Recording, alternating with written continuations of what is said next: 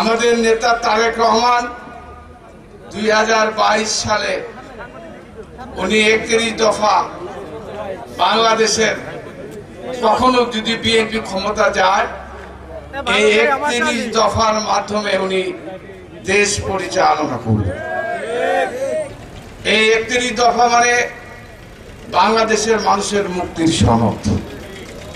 বাংলাদেশের জনগণ এই 31 দফা যদি আপনারা একবার পড়েন তাহলে বুঝতে পারবেন তারেক রহমান প্রধানমন্ত্রী হলে বিএনপি ক্ষমতায় গেলে এই 31 দফা দিয়ে বাংলাদেশের কৃষক, শ্রমিক, আইনজীবী, তারপরে বিচার, গণতন্ত্র এবং বাংলাদেশের যা কিছু আছে, এই যে আমরা এখানে একত্রিত হয়েছি সব কিছুর মধ্যে 31 দফা।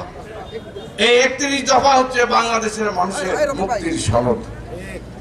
তাই আমি আপনাদের বলতে চাই এই তারেক রহমান সাহেবের এই 31 দফা অর্থাৎ বিএনপি রাষ্ট্রীয় ক্ষমতায় গেলে এই যে আমরা সংস্কারের কথা বলছি, আমাদের রাজনীতিবিদদের কাছে সংস্কারের সুপারিশ নিচ্ছে সরকার।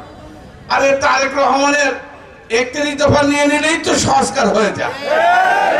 খামাকা আপনারা এই যে 6 মাস, 8 মাস, 10 মাস, 12 মাস, 12 বছর, 5 বছর, অমুক তারিখ তমুক তারিখ, এত দরকার লাগে না তো।